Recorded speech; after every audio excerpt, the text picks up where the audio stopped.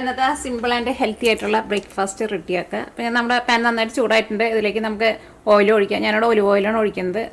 കുറച്ച് ഒഴിച്ചാൽ മതി.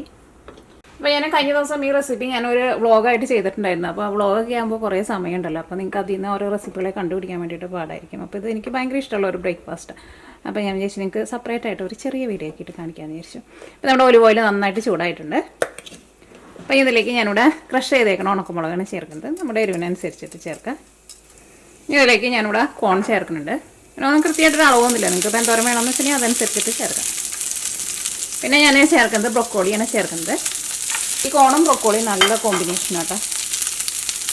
ഇതിലേക്ക് നമുക്ക് ആവശ്യത്തിന് ഉപ്പ് ചേർക്കാം. ഉപ്പൊക്കെ വളരെ കുറച്ച് ചേർത്താൽ മതി, കാരണം ഇതിലേക്ക് നമ്മൾ ഈ ചീസും കൂടിയിട്ട് ചേർക്കുന്നുണ്ട്.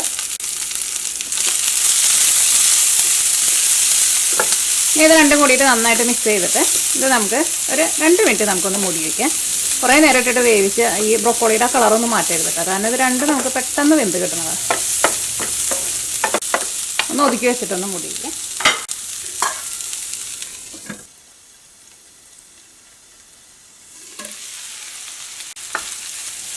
അപ്പോൾ നമ്മുടെ ബ്രൊക്കോളിക്കും ഒരു 1/4 ഭാഗം വേവായിട്ടുണ്ട്.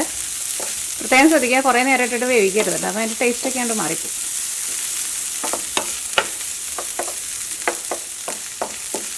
ഇനി ഇതിൻ്റെ സെൻറ്ററിൽ ഇതേപോലെ കുറച്ച് സ്പേസ് ഉണ്ടാക്കുക, കാരണം ഇതിലേക്ക് നമ്മൾ മുട്ട ചേർക്കാൻ വേണ്ടിയിട്ട് പോവാണ്. ഇങ്ങനെ ഒന്ന് ഒതുക്കി വെച്ചോട്ടെ, കാരണം നമുക്കിത് മൂടി വയ്ക്കണം. അപ്പോൾ ഇതിലേക്ക് നമുക്ക് ഒരു മുട്ട ചേർക്കാം. ഞാനിവിടെ താറാമുട്ടയാണ് ചേർക്കുന്നത്. താറാമുട്ട തന്നെ വേണമെന്ന് നിർബന്ധമില്ല, സാധാരണ മുട്ടയായാലും മതി. ഈ മുട്ട ഇളക്കി എടുത്തിട്ടാണ് പ്രത്യേകം ശ്രദ്ധിക്കുക.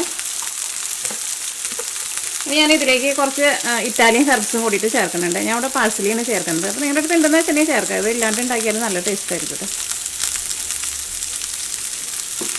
ഒരു ഇച്ചിരി കുരുമുളക്. ഇതിൻ്റെ മുകളിലേക്ക് ചീസ് ഇടാം. ഞാനിവിടെ പെപ്പർ ജാക്ക് ചീസാണ് എടുത്തേക്കുന്നത്.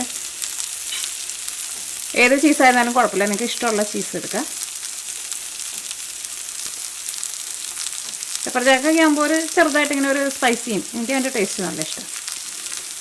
നമുക്ക് 1 മിനിറ്റ് നമുക്കൊന്ന് മൂടി വയ്ക്കാം. പ്രത്യേകം ശ്രദ്ധിക്കുക, ഒന്നും ഇളക്കരുത് കേട്ടോ.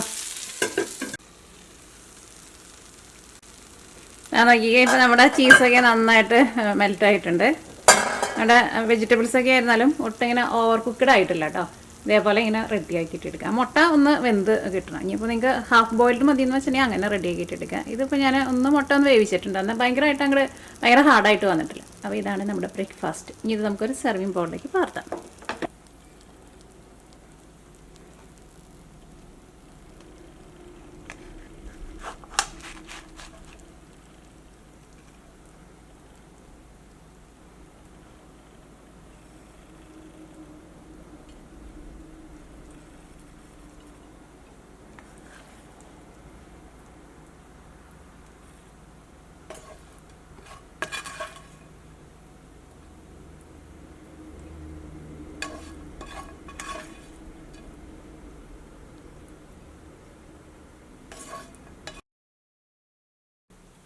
അപ്പോൾ ഇതാണ് നമ്മുടെ ഭയങ്കര ഈസിയും സിമ്പിളായിട്ടുള്ള നമ്മുടെ ഹെൽത്തി ബ്രേക്ക്ഫാസ്റ്റ്.